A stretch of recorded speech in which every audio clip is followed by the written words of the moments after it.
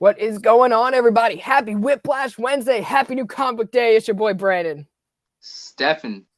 And welcome back to Christ on Infinite Rants. This is the Wednesday show that drops every Wednesday at 1 p.m. Eastern Time with the PCP Army Bad Badge. This is where we deep dive into a comic book conversation of our choosing. We either do a lot of lists or we'll talk about a segment or a deep conversation. Today, we're actually going to be talking about our favorite events between the big two, Marvel and DC, that have come out, and recommending some reads for those who haven't read them. If you have, let us know what you guys think of any of these books. We talk about what are your favorite Marvel events or DC events that really stood out to you. We really want to know that first and foremost. Make sure you guys are staying safe out there. Get your comic books. As always, Stefan is here. How are you doing today? Fantastic. We're talking about comics. That's always a good thing. I'm always loving that. So I'm happy to be here, man. 100%. I'm all right, man. You know, it's a lot of fun. This show is one of my favorites. We also later today at 6 o'clock we'll be live with Jed McKay. So that's going to be part 2 of Whiplash Wednesday today. And then we have a pretty big lineup for Creators Corner that we're going to be announcing really soon. Friday we're going to be dropping Civil War, so I'm excited about that. But what I'm most excited about is today's Whiplash Wednesday that goes as followed. At 10 o'clock, we have Nick from Comic Culture dropping his tour of his LCS at 10 o'clock Eastern Time. So wake up, get your coffee. That's why you wake up in the morning, is to watch Nick. So make sure you do that with your cup of coffee. And then we have Chatting with the Comic Community. We got Travis at 3 o'clock talking with Nicole over from the Gal Squad. So I'm excited to see that. Make sure you guys go check that out. If you weren't in the premiere, catch that on the replay. 1 o'clock, you guys know to look out for this video. Also, closing the show today, we have Big Herm, Stefan as well, and Fable from One Collection down there. It's Sam's birthday, so happy birthday to Sam. Rest in peace to our friend Sam, who's part of the Portland Comic Crew and part of the Bad Batch as well. So the running joke has always been happy birthday, Sam, but now that it is your birthday, miss you very much. We miss you very much. And Whiplash Wednesdays are always in honor of you, Sam. So I know you're watching us over there, watching No Way Home. So hope you're thwipping around all the different chats up there in heaven. Yeah. And so I can't wait to see everybody joining in to honor Sam. That's going to be great. And we also have Manny, who's going to be dropping a What Are You Reading? He recently read Black Mirror, which is one of my favorite Batman books. So I'm excited to hear his thoughts as well on that. Today we're going to be talking about our favorite events. Stefan, as always, we got 2 honorable mentions. Let's go ahead and get one of them out of the way. My first honorable mention. This was not it's never an easy thing to compile a list when you enjoy stuff so much. Oh, but never. After very hard consideration, careful consideration as well, I'm going to go with my first honorable mention, Secret Invasion. Oh. This was a great event. I remember at the time, I mean, I guess I'm a little bit more jaded now that I'm older, and it's like looking back on it, only so many people could have been Skrulls, but at the time, they made it seem like anybody could have been revealed to be a Skrull, and the hype and the paranoia really played into this series. And it was just like the journey. It was like, sometimes, it's said that the journey is more important than the destination. And this was one of those examples where, the ending was a little lackluster, but the journey leading up to it, all the theorizing of who could be a Skrull and when did they start implementing sleeper Skrulls, I definitely got to recommend this book. Honorable mention. 100%. Brian Michael Bendis and Lionel Francis G. You cannot go wrong. This book is actually a little bit higher on my list. So I can't wait to talk about that in a few moments. I don't have any visuals for my 2 honorable mentions, mostly because they're both severely out of print. But number 1 is actually, I'm going to throw a little bit of a curveball. I'm going with the first event, Secret Wars, by Jim Shooter, Mike Zeck, and Bob Layton was there as well. So what was really cool about this event, not only being the first time that we saw a wide span cast of Marvel characters all coming together, was simply because I really enjoyed the whole dialogue in this book between some of our favorite villains in the book. I mean, you had Magneto and Dr. Doom in an argument, and then Captain America was like kind of playing middleman. So I was like, this is great. You can't ask for better description for these characters. They were all well written. You had the Wrecking Crew in there, which was like there for humor, but learning about the Beyonder here being this big bad villain. We also got the Black Suit Spider-Man appearing in Secret Wars 8. The series looked great. I mean, we had Bob Layton do 2 fill-in issues, which was fantastic. Zach definitely took his time, and Jim Shooter, who actually just wanted to write this event, right? Marvel wanted to do something, and Shooter's like, I'm the EIC, I'm the editor-in-chief, so let me do this myself. Put on the Thanos Gauntlet, said, fine, I'll do it myself, before Thanos was even a character. No, Thanos was already a character at that time. But, I have to put this on the list as an honorable mention. It's not my favorite by far. It's just because some of the plot threads dried out. But for the first event, it was fantastic, and it's always great to go back and just read some of how these villains interact. We didn't see that a lot, so I was like really appreciative of that. I agree. That's a great pick. I don't own that series, so I've read it, but I don't own it. I kind of went with stuff I own, but so I might have actually included that. But yeah, that's a great pick, and that's definitely worth mentioning. Yeah, 100%, man. My next honorable mention.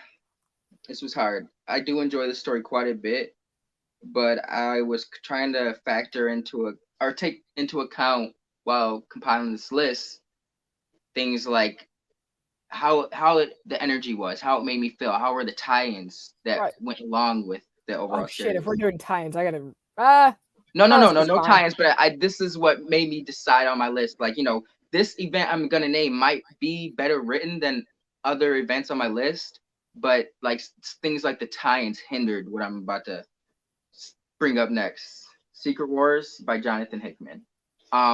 Love this. Epic. I think it's probably one of the last great event we've had in the last couple of years, to be honest. It's Sad Ribic. Is it Ribisi or Ribic? I say it's Sad Ribic. Ribic, okay, Ribic. Beautiful art, gorgeous art. Just the tie-ins for this, I think the idea was really cool. Like they're all their own self-contained mini events, but with that idea in effect, I think the execution was a little weak. Like a lot of them came off very it's not that they could be meaningful, because I guess they're all supposed to wrap up towards the end anyways, but I don't know, you're telling the writers to kind of you can do whatever you want for 5 issues, like draw the most epic, write the most epic event in 5 to 6 issues. A lot of the minis kind of felt weak or not worth it, so I think that kind of hindered this overall. But the story alone, this I might have to reevaluate, but this is an excellent story. So would you say that the events were kind of like inferior to the main title in the fact that they didn't want to step on its toes? Because sometimes, when you do a tie and you want it to cross over with the main story without affecting what the main writer has long term. And that was part of it, but some of the events were designed where it's like they weren't gonna impede or cross over with this at all. It was just its own self-contained 5-issue mini, like the Civil War. Just in the world, just like in the world that we're living in right now. Okay, exactly. I gotcha. I have not read this. But Hickman's Avengers is on the binging list. Okay. Because between you and Eric and Taki and Fable are all telling me to read Uncanny X-Force. I'm like, but Hickman's Avengers, and it's like, what's my next binge? I don't know. Y'all tell me. Just not to go off on a further example, they did like an Age of Apocalypse mini written by Fabian Nicieza, and who's the artist? Sandoval, Gerardo Sandoval. Gerardo Sandoval. Yeah. And it was almost not even worth, Age of Apocalypse is a beloved event. Like, if you're going to go back and touch on that, at least make it worth it. It was a kind of almost unrecognizable and not even worth them going back like they did. So a lot of those minis kind of were not worth it in that aspect. But the overall main series, so worth it. Jonathan Hickman, Sad Ribic, you can't go wrong. 100%. And I've heard great things about that book, so I'm excited to dive into it. Wonderful. My other honorable mention is a book that I've read recently. Something I've been wanting to read for a long time. I read it on Marvel Unlimited because it's out of print. That's Annihilation. Nice. By Dan Abnett, Keith Giffen, and a few other artists in there as well. So what I really appreciate about this book was how we kind of got Annihilus elevated as a villain. Because now when you see Annihilus, it's like I could kind of feel like that same kind of like tickle down my spine for like what he did, just wiping out the Nova Corps. Just that was like the start of the story. Just wiped out the Nova Corps, took over Galactus to try to harness his power, which was a concept that Al Ewing further developed in his Ultimates that I noticed. So that was really cool to me to see that. And I really liked how they focused on a lot of niche characters in the Marvel universe, like Drax, Gamora. We got Fila Val, yeah, Quasar. all those like space characters kind of got their Time I to don't shine want to and say they. everything. Yeah, that was like the catalyst to get the ball rolling on them was Annihilation. So that Right. definitely. Plus his adventures was badass and everyone died. I'm Yeah. like, wow, that's all. Like you never see death in Marvel Comics, especially like a book that they want everyone to read. So I was like, that's dope. I'm like, good job, Marvel. Kill everyone. Yeah. I remember this series was kind of overlooked when it was coming out because it was coming out at the same time as Civil War. I think it might have started maybe like a month or two. I think the prologue came out May of 2006 and the event came out like started like June of 2006 and Civil War had just started of May of 2006. So it was like they were kind of going hand in hand. And at the time Civil War was so bombastic and epic in scale that a lot of people weren't really focusing on Annihilation. So it kind of got slept on just a little bit. It's kind of like a gem in the rough. I feel like Annihilation, if you're talking about the most culty following in Marvel between Marvel fans, I would say Annihilation is that one. If you've read Annihilation and you love it, that is your favorite event, and it's not no one else is coming near it, right? Yeah. That it has a very culty following. Yeah, absolutely. Which I noticed, and I'm just like, you're never gonna convince a diehard Annihilation fan that there's any other event that is better. And I'm just like, I liked it. I liked it, but I didn't love it to the point where I dismiss anything else that we're gonna get to. Absolutely. But, I mean, it was cool seeing Thanos and Annihilus team up, taking down Galactus to wipe out the whole universe. I was like, that's a great concept. Nova stepped his game up there over the course of that. Oh yeah, and we got little depressed Richard Rider who stepped up to the plate. We got everything. Yeah, and we got Moondragon's character dynamic was so elevated in this story. Yes. Like you said, it got the ball rolling, and I really appreciated going back and reading that. So it's worth it. I'm putting that as an honorable mention. It hit me really hard, but not as hard as it hits some people out there. So now we get to roll on to the top 5. Let's get going. What you got for us? All right, so this might be a little this might be a hot take. But I have 2 events, DC events on here, and we know the biggest DC events are Crisis events. So let's just get the way. I'm gonna go with the top 5. Infinite Crisis, number 5. Or Crisis on Infinite Earths. Yes. Damn it. That's the name of the show, man. Crisis on Infinite Rants. Come on, Crisis on Infinite Earths is my number 5. Now this was a great series, but I only picked this is because I wasn't around when in 1985 I was born yet. So when I read this, it was years later after all the hype, and like I had already this kind of established certain things like Wally as Flash, and I had already by the time I read this I was like there was a Flash before Wally and stuff like this. I didn't read this until I was about Jay Garrick, 15. Jay Garrick, yeah, exactly. No, it was 17. I read this shortly. 18, because I read this shortly after I finished Infinite Crisis. But Infinite Crisis resonated more with me because that was my area of the universe at the time, or like where I grew up. Blue Beetle, man, Blue Beetle. Ted Kord? No, Jaime Reyes was in that book. First appeared in that book. I know. I thought you were talking about the good Blue Beetle. No, I'm just kidding. But no, I know. No, Jaime Reyes is such a great. I love them both equally. So I can't decide. I love them. No, I think Guy Gardner was justified in beating him down that one time, though. But I digress. No, see, that's where I don't like Guy. I'm like. But this was truly an epic series. It just DC, from what I've gathered, I wasn't reading at the time. From what I've read, it was just very incohesive at the time. Yeah, it was going bankrupt. Yeah, this streamlined a lot of stuff they had going on. It was just kind of cool to see multiple versions of different heroes. And then you can't go wrong with George Perez on art. Like that's best artist of legendary. all time, hands Yeah, down. I mean, look at this. You Exactly. anti-monitor and every like. It's hard to see, but he's Yeah. got a lot going on in here. But Right. this is definitely a series that should be read, and it's probably DC's. I want to say that's their biggest, their first mega event That is was their first mega event. right. Yeah. And it was really interesting because they took a lot of concepts from Secret Wars, Yes. which was really funny because when I talked to Jim Shooter, he didn't know Marv was coming on at the time, the next week. And when he was talking about that, I was like, yeah. So I'm gonna be taking that with Marv next week. He's like, yeah, you can mention how he like kind of took concepts from me a little bit, and I was like, oh.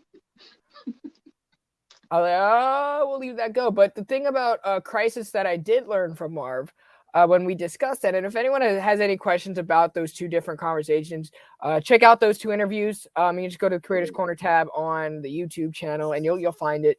Was DC didn't start selling; they always sold Batman. The Trinity kind of sold, but they never really had anything else to make the money other than New Teen Titans, which was like their biggest seller.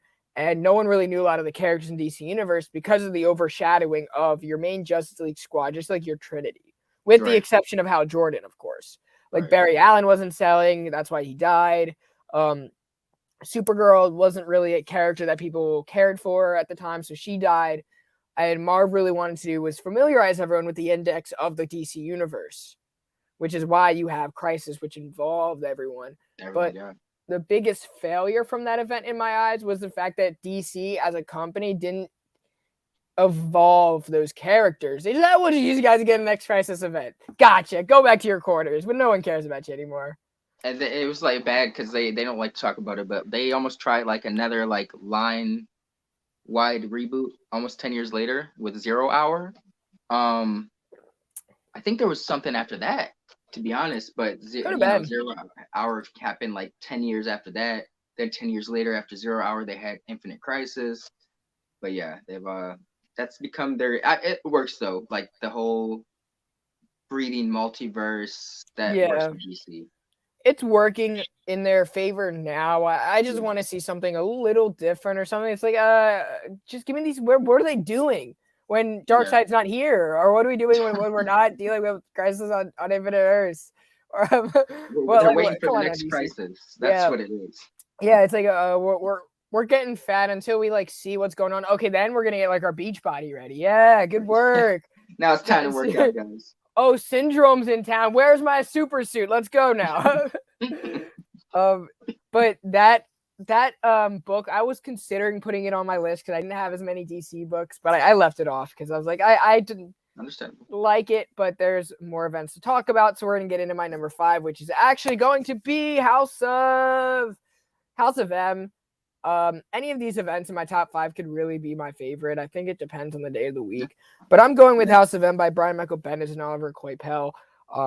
As we know, this was the book that kind of took a toll on the mutant fandom in the sense of now they don't have any future kids.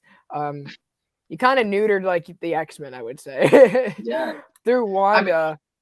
I guess the idea, I guess, was coming from a good spot because at the time it was like they had, if a writer wanted to, it's just like, hey, New Mutants popped up. This New Mutant was born such and such. This was a way to kind of like stop having them create so many random mutants and try to make the X-Men line a little bit. I think they were trying to make it more focused at the time. Which is understandable, but the execution, a little shoddy. Right. So we're really dealing with it. This whole premise is dealing with a plot point that Bendis set up in Avengers Disassembled was Scarlet Witch is mentally ill and she got manipulated by Agatha, which only heightened her illness, right? And she didn't know how to cope. Someone who is a very powerful character such as Scarlet Witch, who has alternate mind reality, or she's used reality altering powers. So it was really a big play on depression and what we kind of make ourselves believe or what we tell ourselves. How can we reinforce our own thoughts, and how can we help people reinforce the thoughts that can keep them functioning? Well, Wanda never had those thoughts that could keep her functioning. So her thing was shutting down and erasing everything, which I think, like, when you look at it, just shows you how powerful Scarlet Witch is as a character, but also how flawed she is as a person. Yeah, she's very fragile. Right.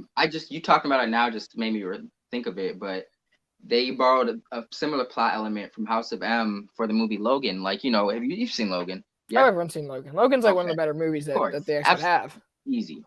So in that movie, Professor X is considered like a weapon of mass destruction because his mind is so powerful. It's like, shit, yes, he's an old man, but he's going senile. His mind is capable of such powerful things, and he can't control his own mind. Like, that's dangerous for a lot of people. That's kind of the approach that kind of like kicked off House of M. Was the X-Men and the Avengers met up and were like, yo, guys, Wanda, as you mentioned, she had reality warping, altering powers, and they're like, she's mentally unstable, guys. Like, what are we going to do? Like, we can't just, she's having a bad day and she just, what she did in Avengers disassembled, and right. like, killed her husband. Yeah, exactly. Some people were of the mind, like, gotta, so it's here's my question: is this a nature or versus nurture? This is a nature versus nurture scenario, right? Is it the people around her, right? Is this her environment, or is she the problem? And I think, like, these kinds of stories are really how you get to a character's core and explore them. So that's the reason why that this is in my top 5, not for the whole no more mutants, not for any of that, but because of the concepts that were being taught in here are so relatable to real life. And it's such a low key plot point. Yeah, I love the fact that she, they always had a strain, her and Pietro Quicksilver always had a strained relationship with Magneto, who was their father at the time. He's still their father, Marvel. I'm not recognizing they're not mutants, or he's not their dad. But this was like such an organic reaction of someone who had dealt with those issues her whole life of not truly knowing her parents, or knowing her parents and not feeling like she was good enough, and finding Magneto to find out he only sought you out to use you for your powers, your gifts, whatnot. And it was kind of like, her reaction was like, she's trying to give her dad what he always wanted. Maybe if he had everything he was always working for, maybe he would finally have time for them and notice them and love them. And it was just, you got an epic story out of such an emotion based thing. It was cool. I do appreciate House of M. Great pick. 100%. I really enjoyed this book. And I kind of, that's the weird thing about Trial of Magneto right now, is it try to explore a lot of those concepts, but the last issue really like showed, okay, we resolved House of M when we're resolving Wanda's powers, but it didn't really do anything for the Magneto family. Right. And if you talk about like a family dynamic, that is the most broken. Yes. And I kind of want like a mini series that you could just title it, maybe not like House of M, but yeah, you can still call it House of M. And I want nothing more than just to see Lorna, Quicksilver, and Scarlet Witch together like moving past their history. And actually seem like a family, not just seem like a family. Yeah, the funniest thing is these are some of the oldest characters. This is probably the second oldest family in Marvel Comics, next to the Fantastic Four. The first family, yeah. Right? This is one of the first families, like Polaris is the last piece in issue 49. Right, but we got Scarlet Witch, we got Quicksilver early on in the comics. We got Magneto early on in the comics. So arguably, this is one of the families that Marvel just has forgotten about. Yeah, fixing. It's like we know they're a family. We're not going to fix them. We'll leave them be. Yeah, let them hate each other. Let them like do shit like this, and that's why we get those House of M books where one of them goes crazy, because So. That's what I'm hoping for, and I hope one day Marvel will hire me as a writer and I'll get to do it myself if no one else does. Maybe they want to keep it like that, because if you look at Quicksilver, Wanda, Lorna, they're always going through something. Like, they're never happy characters. There's always something kind of underneath them, eating at them, like daddy issues. But they live in spite. Yeah, exactly. I'd like to. That's what, Marvel, get us a House of M series featuring Eric and his children on a couch talking to a therapist, please. Yes, trying to work stuff out. We want it. maybe your newfound Krakoan religion can help them out. Nightcrawler maybe, but um, Yeah. I think that would just be so interesting, man. But we don't get those series anymore where you just sit around and talk. You don't get that anymore. But anyway, what is your number 4? My number 4 is the other Crisis, Infinite Crisis. Oh yeah. This kind of got me to become a mainstream DC fan. This was my first big DC mega event, and I think it. I didn't read this until after I read. I read this first, and then Crisis Infinite Earths, and just you can see between Jeff Johns' writing and Phil Jimenez's art that it was so inspired by Crisis Infinite Earths. It was a great spiritual successor, and it opened my eyes to like you said, the first Crisis was about opening the eyes to more DC characters and except the Trinity. This kind of did that for me, even though I don't think it was designed like that, but it opened my eyes to like, oh, there's so many other cool characters out in the DC universe I could be reading about, like, right. And this had a profound effect on me. 100%. I actually recently picked up that whole run. I have like the first 2 appearances of Jaime Reyes. I think it's like issues like 3 and 5 or something. Yes. Yep. And I recently got the whole set, and I'm like, I need to reread this. Yeah, it was epic, man. This was I don't think it gets enough respect. No, it doesn't. Not at all. It's one of John's more sleeper projects in my eyes. I think like that and Hawkman, I say get like thrown under the radar. So because like people like to remember a lot of his other seminal work that he's done with like Green Lantern, which we're going to talk about in a little bit. His work with the Flash, his work with the Justice League. You have Sinestro Corps in here, don't you? I know you do. I don't have Sinestro Corps. I have another book. I have another. I got Blackest Night, but we'll get to that in a little bit. Right. I forgot about those. That's why I'm just over here like, oh man, those were good. Dude, it's crazy. It's crazy, but there's so many good books out there, and I'm like kind of sad that I didn't pick more DC, but I had to pick Blackest Night. But that's actually one above the one I'm going to talk about right now, and you talked about it earlier. Secret Invasion. Oh, look at the hardcover I recently got. Oh my gosh. Nice. I'm like a sucker for hardcovers.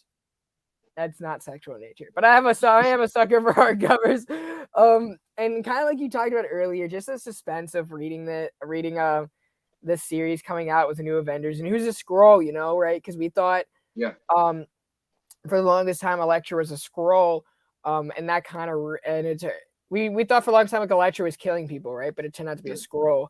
And then we saw like other people just across the Marvel universe, like, okay, who can you really trust, Right. Yeah. And it was like almost like everyone's playing CSI. Like it's like all of a sudden everyone's trying to do their best Nick Fury impression and like trying to like root you out. On top of this, like, this came out like 2 years after Civil War, but the paranoia of Civil War was still running rampant. Like, maybe Tony Stark has been acting like this because he's a Skrull. Like, it was such a great event. Or maybe we can't really blame Johnny for marrying a Skrull. That is honestly one of my favorite. That is my favorite forgotten moment in Fantastic Four history. Is the fact that Johnny married a Skrull just because was like that made me so embarrassed. Elijah? Yeah. It was her, and she came up in Dan Slott's Fantastic Four. Like, what was it? It was like right after Empire. She popped up, and I was like, yo, because Johnny was already dating like that alien chick Sky, and I was like, this girl just comes in, is like just homewrecks his relationship with her. I was like, that's awesome. But Secret Invasion, man, you gotta love it when the Marvel universe comes together, and the stakes are really high in here. I'm excited for the show we're gonna get soon. Yes, I look forward to it. But I read this. I was reading in the complete collections, and then I couldn't find the 3rd volume because that runs severely out of print, and the 3rd one's just like going crazy on eBay. And I'm like, if I can't find it in the wild, I'm just gonna go digital, and I did go digital. So that was actually my summer binge. Was this and nice. This is my early backlog bro days. So I was really and you actually were the one who pushed me to do it. So thank you. I'm glad you enjoyed it. So this quickly came up. Station. This quickly came up to be one of my favorite books, and Lionel's a good friend of the show. So like I read this years ago. but I didn't read like the whole binge.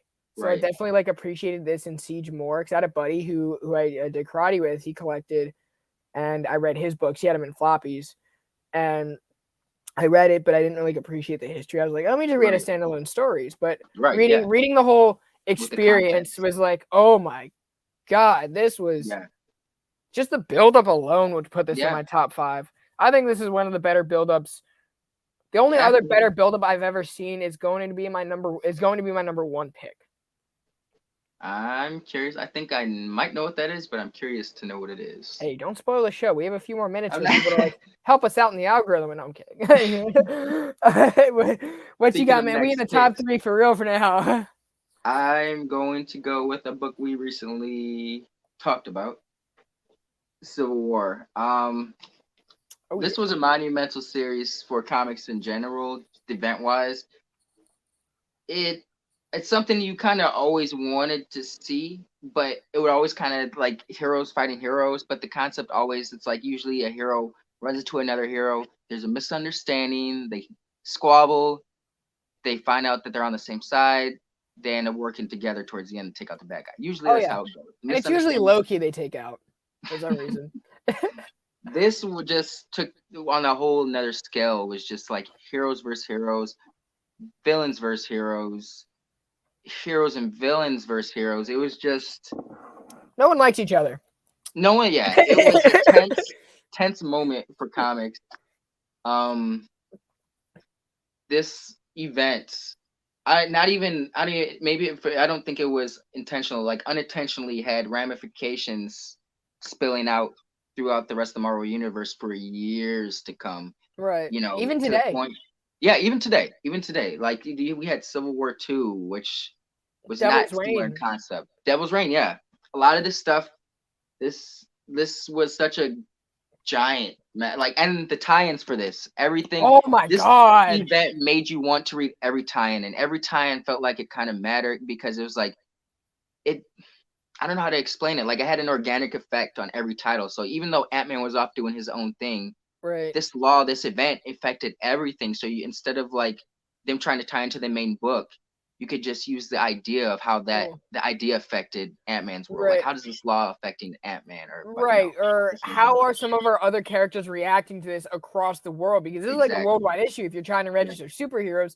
Like even on a government standpoint, okay, the US is registering heroes. They are now the most dominant nation in the world. Yeah. They've got the biggest Oh, military. right. Yeah. So it's like, okay, now you have weapons. Well, And above that, now you have people fighting each other. You have to bring in the Thunderbolts, right? You have to bring in Songbird and to really like clean up the mess on the streets because you don't have anyone else because we're all fighting each other. Who's gonna watch out for the villains? Who's gonna keep people safe? This right. event and these tie-ins really mattered because there's so much storytelling that provoked a lot of these characters, right? Yeah. Even to the point where we just saw some of them step away from everything. We saw Ben Grimm just take a whole break I'm going to for Canada, yo. right. He's like, yeah, sorry guys, I'm out. Like I ain't doing this, right? We had Doctor a lot of Strange took a characters, sabbatical.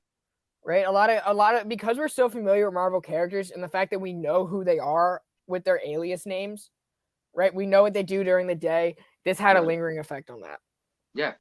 right? Um, Mark Miller is just he's definitely one of the better idea men when it comes to the world of comics. A lot of the MCU is based off of stuff he's done. Like it's the blueprint. His comics are the blueprint for a lot of the MCU. Right. Steve McNiven's art was super clear and detailed, and just he just has such epic shots and angles that it's like a camera Right. work. Yeah, he just sucked the Um, landing on every yes, panel flexed. yeah, yeah, it really was. It really was, and it it made you want to go to the comics. Like you're like, I have to get to the comic store to pick up this next issue. Like Right. I had never felt anything like that. Right. Where I felt the need to be in there every Wednesday. I think I think my favorite tie-in was the Penance one that was done by Paul Jenkins. I was like, that's awesome because like Yeah, Speedballs felt so terrible, and it's like the whole idea of Penance was making penance. Yeah, was just great to me because we saw this bubbly character just completely just sink into the darkest places you can ever be in. I think the reason that character they didn't continue with that, I think that was Warren Ellis' idea, and he didn't really do too much. I don't think anyone else really knew how to approach that like he did. And once he was Right. done with his run of Thunderbolts, they kind of It wrapped it kind up. of just died, yeah. It Yeah, kind of I mean, sucked. I remember being exposed to this event when I was playing Ultimate Alliance 2 on like the PlayStation in my childhood or early like teenage life, I would say. Yeah, I think I was like 12 or something. So Penance had a part in the game, and I was like, this is the same guy that caused everything. right. So I read the Civil War novel that came out, not the graphic novel, but there was like a novel. Nice. And to me, like that's where you really saw like She-Hulk had a great role in it. Like that's where you saw like a bunch of like, because it wasn't just Goliath that died in that Okay. novel. It was like other people. And More heroes died in the novel? yeah. Oh, wow. So that novel's like something that like I really want to get back and read. Cause I borrowed it from a friend at that time. Write that down. So to me, I didn't realize it until I got into comic books that all like those two experiences were really the same thing. So when I read Civil War, I just dove deep in and I was like, this is the best. Yeah, definitely worth it. Deserves Right. all the hype it gets. Yeah, and if you guys want to hear us talk about it further, tune into Archives or check out Archives on Friday. It's worth it. Absolutely. I got to go with my number 3. We kind of mentioned it earlier. We spoiled it. It's Blackest Night by Jeff Johns, Ivan Reyes. This is one of my favorite books. Alex Sinclair did the colors. He's a friend of the show. I always tell him how awesome he did this book. We got to see just a lot of cool. This is like the most gritty DC event I've ever read, and it was centered around a character who's not meant to be gritty. But this wasn't a big cosmic adventure. Like we saw all the Earth characters in DC just kind of coming together. People coming back from the dead, and people just being like completely mortified, turned into zombies. Like there was, I like that about it. Like you said, like characters, like people who had lost loved ones, like Ralph Dibny, for example, or whatever. Right. They would see people who had died, and it was just like how there a lot of the heroes' reactions was just right because they had to fight them. Yeah, exactly. It wasn't like they're just coming back like, "Hey, I'm back from the dead." It was like they're back from the dead, attacking them, antagonizing these people, and these are supposed to like ex-loved ones, like deceased loved ones. Even Batman. Yep. Even Batman was in there. You know, you had some people from Oa who was in there, like the Guardians were in there. You know. And this was really combining. Like the reason why I didn't put Sinestro War in there was because that was even like a setup for this. Like all like the different lanterns, right? The blue lanterns, the purple lanterns, the yellow lantern, obviously like Sinestro Corps. Even the red lanterns with Atrocitus. Like everything really played a role into this book. My only complaint is, I mean, the reason why we didn't see a lot of the other lanterns was because they were in the Green Lantern book, which is being drawn by Doug Mahnke at the time. That was such a great art right team. Oh my gosh. Green Lantern, there's never been a better Green Lantern book than this. Facts. This was my first DC event that I ever read. Interesting. Okay. And this is what got me familiar with Hal Jordan as a character. And then later at Baltimore Con that year, Comic Con, found the whole series, so 1 through 67 for like $85, and I was like, we're doing that set, right? I really do enjoy Sinestro Corps War. Oh, it was great. I think I might like that a little bit more. I don't know if I like it better, but I think the pacing was a little bit more tighter. Yeah. Just because like the Green Lanterns kind of really got the rug pulled from underneath them in that series, and like they couldn't kill, so it was like the Sinestro Corps had a big advantage. They were like getting slaughtered. But this series was just epic. Like one of the coolest moments to me, what were they called, where all the rings, all the different Lantern Corps had to give a ring to another. Oh yeah, where they all had like to get a champion. Lex Luthor became one of the that was and how was he was like a Blue Lantern. Yep. I knew you were gonna talk about that, so I just started flipping to the page and I can't find it right now. That was one of the dopest moments though. Oh my gosh.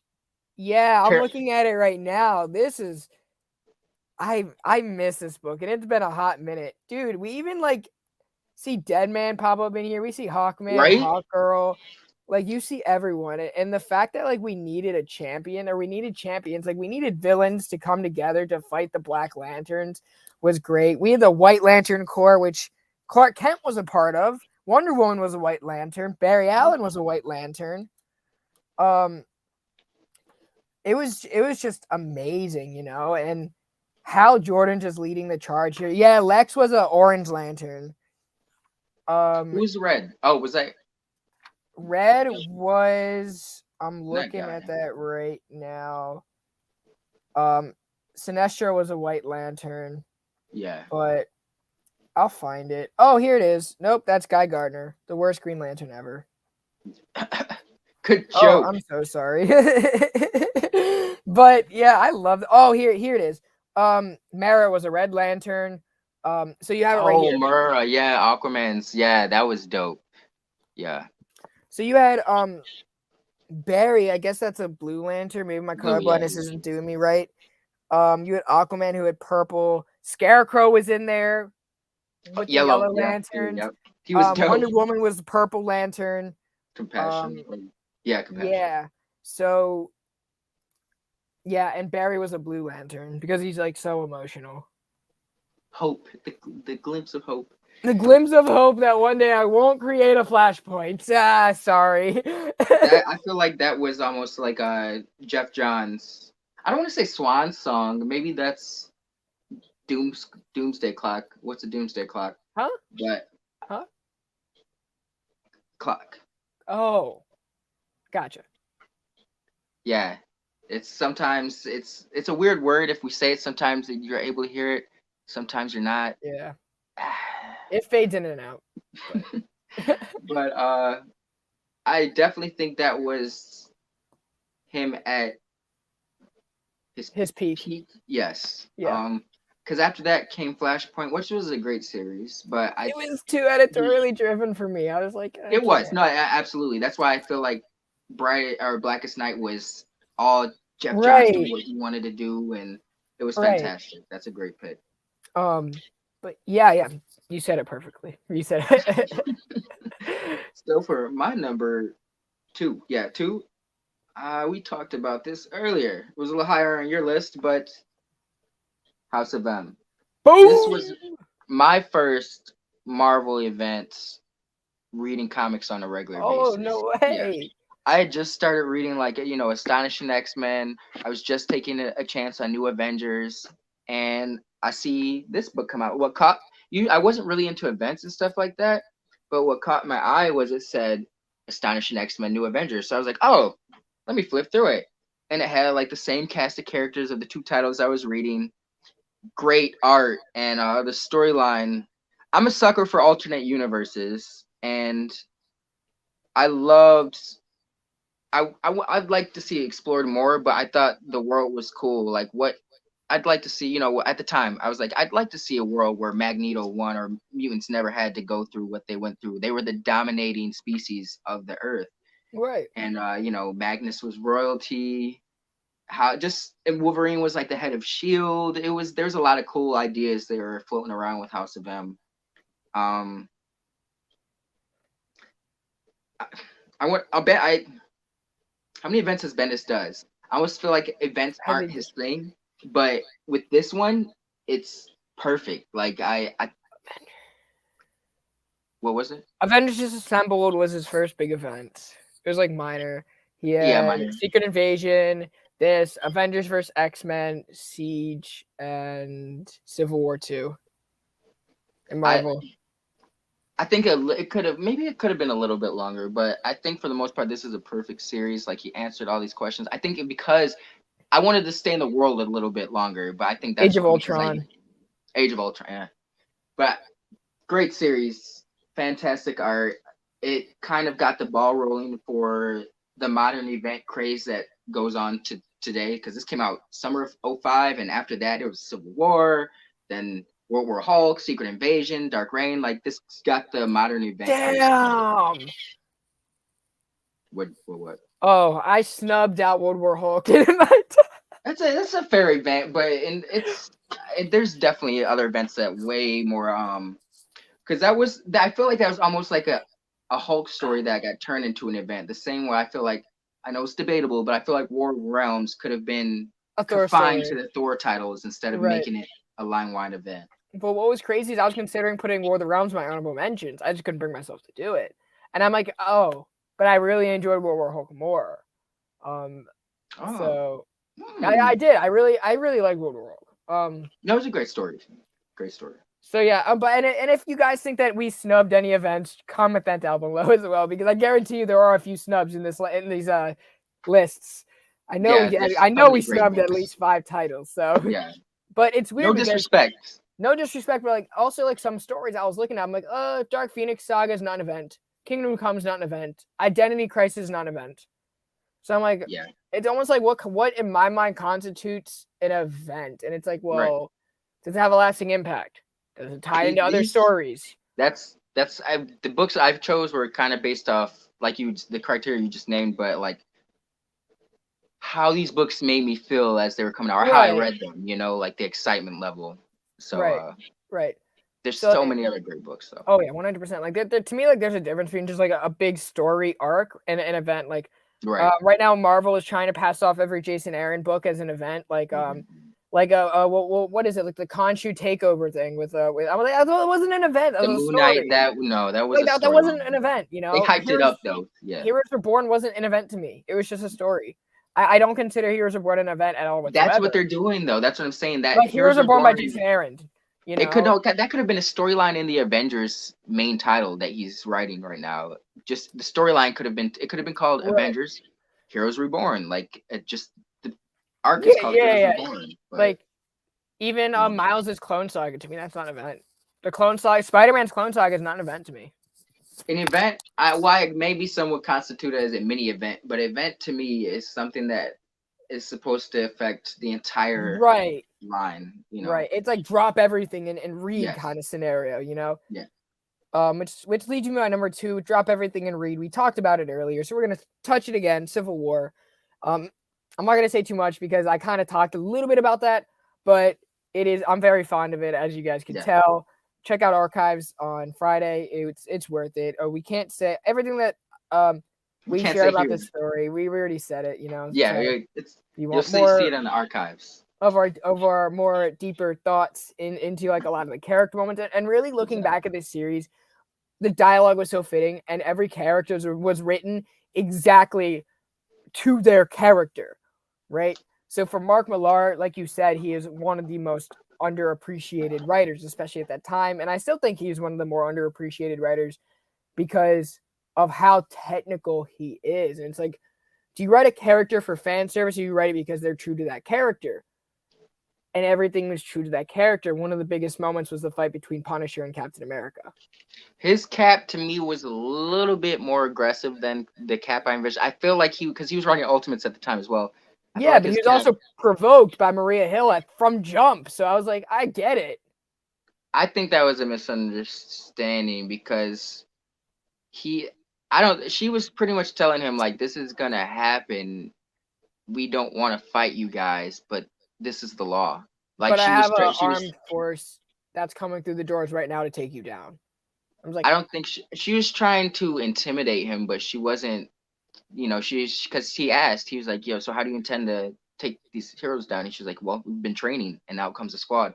That she did try to intimidate him a little bit, but because she knew like if they don't get him, they don't get anything. Like most of the hero community is lost. Like they were surprised to hear from Iron Man when stuff went south with Cap. But there was one moment in the book that was peculiar to me that just didn't seem fitting. Is when I think the Punisher had just come in and Cap was like saying something. So Luke you Cage should was get like, him a "So Cap, medic." no, not that." Luke Cage was like, "So Cap, what are we gonna do?" He's like, "Quiet, Cage, I'm thinking." And it just didn't seem like something Cap would do. Like it seemed like Ultimate Captain America. But beyond that yeah, that everything was fine. I think his Cap, maybe it's because like you said, Cap was in a weird spot and he had all these different stressors coming at him. That's my only gripe about it though. But yeah, Right. beyond that, Miller, he nails it. He knocks it out the park. he's probably the person that got me to start appreciating Tony Stark so much, because he's the one that Yeah. elevated Tony to that position. So yeah, like watch Archives Friday. You'll get more of this in more detail. 100%. That leads us our top one. Best of the best. Stefan, your favorite event? I'm a little nervous. I would say If we have the same one was event, I'm going to scream. We're gonna have like a Step Brothers moment. I think we are. I don't think we are, but this is my Empire. Oh, sorry. This to me, I think I said, well, House of M was my first modern event that I remember reading when I was collecting comics on a regular basis. But the first event I was exposed to that shook up comics I was reading on a regular basis, or just kind of changed how the idea of comics can be perceived, is X-Men Age of Apocalypse. What? I'm so shocked. Yo. Yeah, I knew you were gonna be. This I like I told you, House of M, that's my number 2. I love the idea of alternate universes, and they kind of follow similar plot threads. Like there's one guy, Bishop was the only guy who knew the universe before Age of Apocalypse, and he was the one who kind of had to change things or got the ball rolling. Who was it? Layla Miller. I guess Layla Miller was the Bishop in House of M, but she's the one who knew that the universe was changed and was trying to set things right. Just so many cool, like even as a kid, like the concept of what if Professor X died before he could form the X-Men was like, yo, that's kind of crazy. Like, what would the X-Men be like if Professor X never got to get the ball rolling? And it was Magneto who kind of had to step up. Right. And it was just it made sense. Like Magneto was always a little bit more harsh. So in this world, every mutant was more powerful than their 616 counterpart, because they had to be. Or it was like, you either become the best or you're dead. You know, it's Age of Survival of the fittest. Exactly, Apocalypse tagline. You had just so many cool relationships. You had one-handed Wolverine. Oh, dude. Dating Jean Grey. He actually got the girl. You had a one-eyed Cyclops, all right?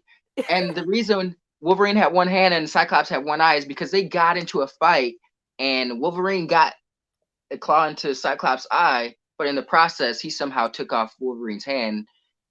So they each took something from each other. I love that. Just so many cool things. Like Generation X was called Generation X. You had a great art.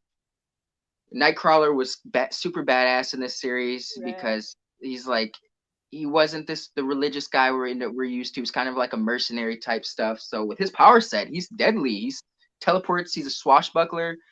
He got that. He's really sound with his fighting, and also his tail is sharp as hell.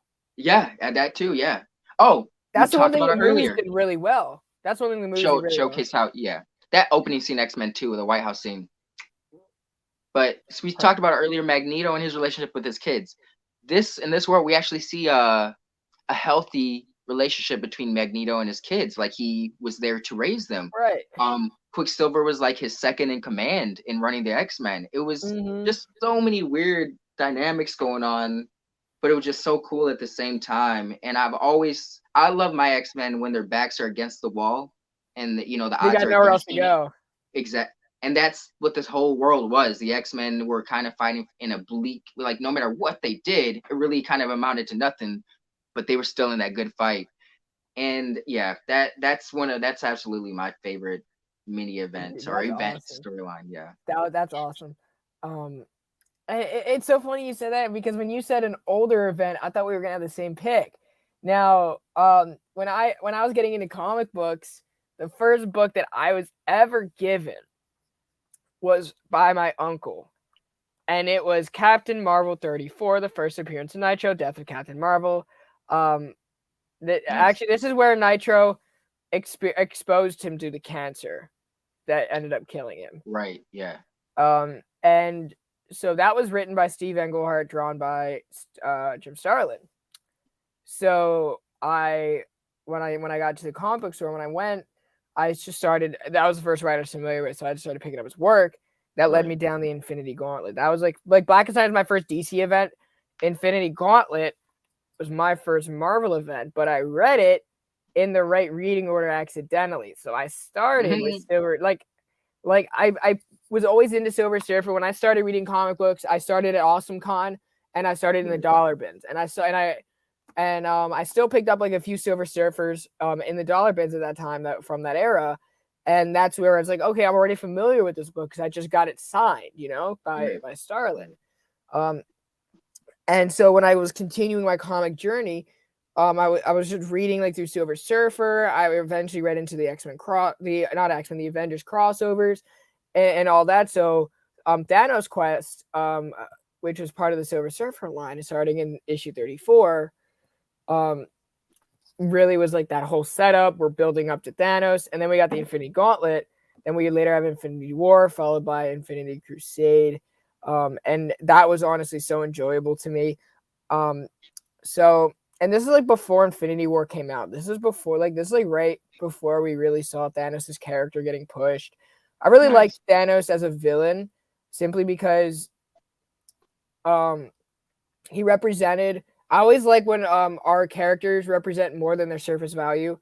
When you get to like have that critically thinking conversation, like when I walk away from a book, I want to think about human life. I want to question life. And Thanos' character is really important because he represents the Freudian theory of death, right? And it's almost like, as humans, do we desire death, right? Yeah. And I think that's a very human concept. That's like very humbling to really think of. How often do we think about our end, and how do we want things to end? Where do we want to go after we end? Like, is there some ancestral plane where we're And all together, like I celebrating the whole kumbaya experience? And that was like, right.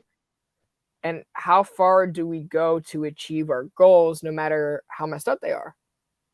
I also like the fact that it kind of pulled like a cool spin on like a classic villain always wanting to kill everybody, take everybody out. For what? Why? What is all this destruction and all this death going to bring you? What? Like with him, he literally was. He's the ultimate bad guy trying to kill everything because he's trying to impress the personification of death. Like Right. he's seen the personification. She's female, but he's so infatuated and in love that it's like this is like him offering flowers. Like, look what I've done for you. This is how your death. Right. You need souls. I've given you like the whole universe. Like, and I'm still not good enough. Like, it was a cool spin on the classic villain archetype. What was also cool is when I was reading this, I picked up the Adam Warlock Complete Collection too, which also was like part of the build-up. So when I was reading Silver Surfer and Warlock at the same time, it's like, you're just getting ready for this. You're just getting ready for this. And then you see the Celestials come in and Thanos just completely takes them out. And I'm like, what? And Mephisto is his number 2. What was really cool about this was we got kind of like a Killing Joke experience where Thanos is sitting on his throne overlooking everyone. And that was like, that to me just screamed Killing Joke. Actually, when I read Killing Joke for the first time, that's what I thought of. I'm trying to find the page where you see him just sitting on his throne. And I'm like, this is like the best reading ever. And it's got me introduced to Star Fox, Pip the Troll, which we're very familiar with in the Warlock stories, but it's like everything was coming full circle. Even like you needed Warlock and Strange to really team up was really cool. Is also like Nebula played a huge role in this, and in the movies, her character's very different, but she was the biggest X factor. She wasn't the most powerful, but she wasn't the most like dismissive character. Right. She's like that person that'll come off the bench and give you 27 points winning the game, and you'll never think about it. It's a sports ball reference, basketball. I think it's like right here, the page that I'm looking for.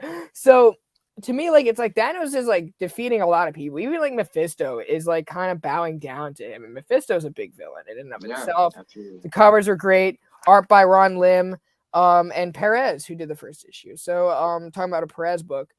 I can't find this page. I'm giving up on it. But it's a Marvel event when the Watcher looms in. Oh yeah, it means something. Yeah, and like kind of as a Marvel fan, it's like they're just like little things that don't get old. It's like, especially like the Watcher coming in, I'm like, that's one of my favorite experiences when you see the Watcher come in, because you're like, oh shit, the gloves that's essentially saying the gloves came off, or like that Kevin Hart comedy, it's about to go down. That's kind of what I think with the Watcher. It's like, No, yeah, you know some shit's up, some stirring yeah, in the pot once the Watcher shows yeah. up. Like, So oh shit. I have a huge place in my heart for Infinity Gauntlet, and I always will. Not because of the movie at all, because I think the movies, and I never like comparing the comic to the film, but I think after like everyone says the books are better, and in this one, it's like you can't even compare them because they're two separate stories. Yeah, But when I think of Infinity War, that's what I think of. I don't think of the movies. And I'm kind of glad they spun it the way they did because I don't want to see exactly what happened in the comic and the movies. But at yeah, the same time, I think that it did the comic a disservice in the way they portray characters.